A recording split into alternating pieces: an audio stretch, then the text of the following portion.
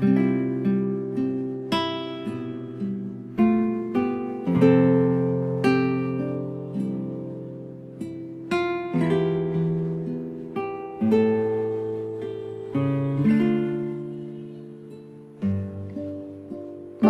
balita.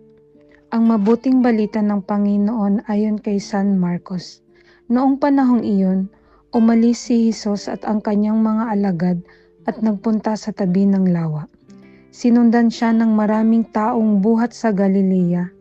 Nagdatingan din naman ang napakaraming tao mula sa Judea, sa Jerusalem, sa Idumea, sa ibayo ng Jordan at sa palibot ng Tiro at Sidon nang mabalitaan nila ang lahat ng ginawa ni Jesus. Nagpahanda si Jesus sa kanyang mga alagad ng isang bangkang magagamit niya upang hindi siya maipit ng mga taong dumaragsa.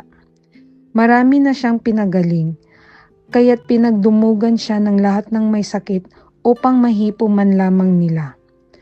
Bawat inaalihan ng masamang espiritu na makakita sa kanya ay nagpapatira pa sa harapan niya at sumisigaw, "Ikaw ang anak ng Diyos," at mahigpit silang pinagbawalan ni Jesus.